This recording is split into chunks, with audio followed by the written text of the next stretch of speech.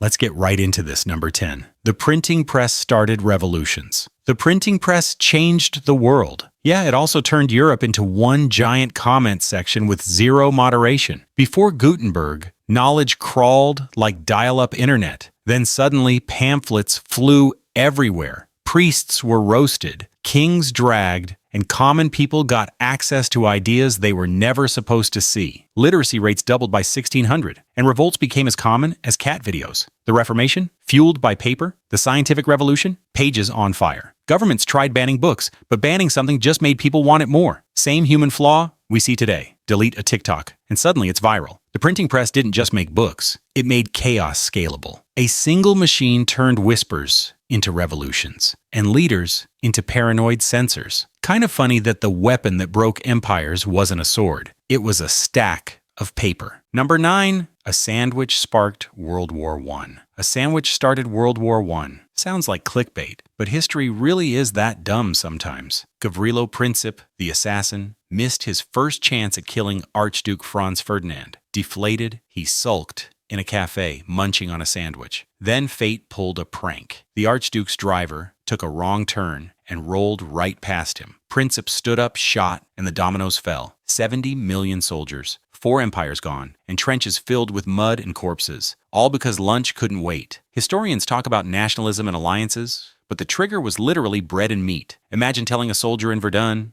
knee-deep in mud, that it all began because someone got hungry. The world didn't unravel from a master plan.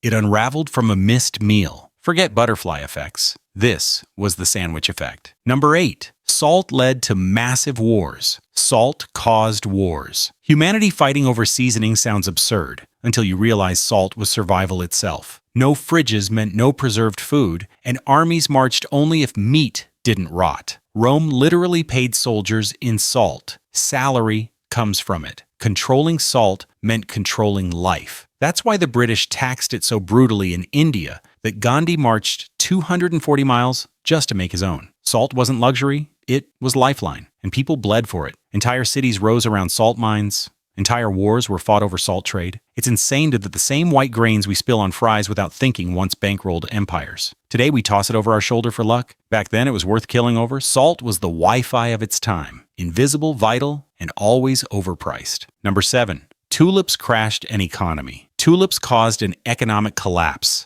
Picture mortgaging your house for a flower. That's what 1630s Netherlands did. Tulip mania turned bulbs into luxury assets, selling for more than a canal-side mansion. People traded futures on bulbs not even planted yet. Basically, NFTs with petals. Then, in 1637, the bubble burst overnight. Bankers went broke. Families ruined, and merchants cried into their wooden shoes. The flower? Still just a flower. This was the first recorded economic bubble, centuries before Wall Street repeated the same mistakes. Humans love pretending this time is different, whether it's tulips, dot-com stocks, housing, or crypto monkeys. Spoiler, it's never different. The tulip mania proved greed makes people dumber than pollen-drunk bees. And the cruel joke? Flowers don't care about your bank account. Number 6. Tea triggered empires to fight. Tea started wars. That calming leaf in your cup once set the world on fire. By the 18th century, Britain's tea addiction was so intense they drained silver reserves just to buy it from China. When silver ran out, they pushed opium into Chinese markets to balance trade. Millions got addicted. The Qing dynasty cracked down, and Britain answered with gunboats. The Opium Wars tore China apart. All so Britain could sip at 4 p.m. sharp. And let's not forget America's rebellion literally started with tea dumped into Boston Harbor. That cozy beverage wasn't just a drink, it was a geopolitical weapon. Strange to think your chamomile has more blood in its history than whiskey. A drink meant to calm people instead triggered wars, addictions, and empires. Nothing peaceful about it. Number 5. Sugar-fueled slavery expansion. Sugar built the modern world. Sweet words, bitter truth. When Europe developed a sugar addiction in the 1600s,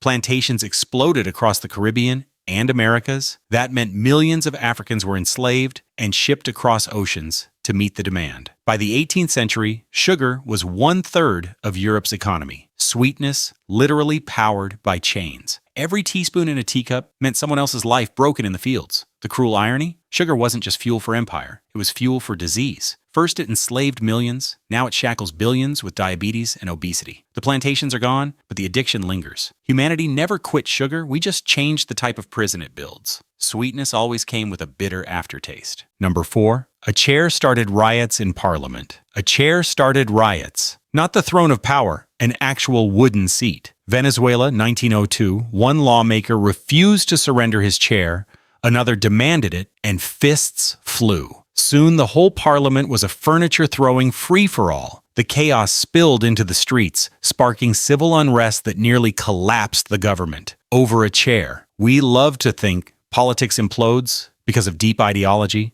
but sometimes it's just petty men fighting over where to sit. Sound familiar? Office chairs, bus seats, even cinema spots spark everyday wars. The difference is, most of us don't trigger national crises when we refuse to scoot over. History proves it. Small seats can cause big cracks. Number 3. Whiskey sparked rebellion in America. Whiskey sparked a rebellion. After the Revolution, the U.S. needed cash, so it taxed whiskey. Farmers, who literally lived off distilling it, snapped. By 1794, thousands rose up in Pennsylvania, threatening to burn everything down. Washington himself marched with 13,000 troops to shut it down, making him the only U.S. president to lead soldiers in the field. Think about that. America fought Britain for freedom, then turned muskets on its own farmers for booze. Whiskey wasn't just alcohol, it was medicine, currency, rebellion fuel. Imagine if today's government taxed coffee at triple price. Cities would burn before noon. For early America, whiskey wasn't a drink. It was a lifeline, and people will always fight harder for their vices than their virtues. Number 2. Gunpowder changed civilizations overnight. Gunpowder changed civilizations. More like it blew them up, literally. Before it, knights strutted in armor, and castles stood like immovable gods. Then came black powder from China, and suddenly shiny armor was scrap metal. Cannons turned fortresses into rubble. Muskets made peasants deadlier than nobles, and feudalism collapsed. Gunpowder was the great equalizer, but it didn't stop there. Muskets led to rifles, rifles to machine guns, and eventually nukes. Humanity took one explosive idea and kept leveling up until entire cities could vanish in seconds. The world didn't just shift, it detonated. Funny thing, the same powder, once used for fireworks to celebrate emperors, ended up making emperors obsolete. Number 1. Cotton-shaped modern slavery systems. Cotton built the modern world. Soft, breathable, and soaked in blood. In 1793, Eli Whitney's cotton gin made processing faster, but instead of reducing labor, it supercharged slavery. By 1860, cotton exports made up 60% of America's economy. Millions of enslaved Africans were whipped into producing the fabric that clothed empires. Cotton became the symbol of purity while hiding brutality. The irony is brutal. Something so soft created one of history's harshest systems. Even today, cotton clothes us daily, but its legacy is woven with chains. Every shirt, every sheet carries whispers of pain. Cotton wasn't just fabric. It was the thread stitching slavery into the modern age. Comfort for some, torment for others.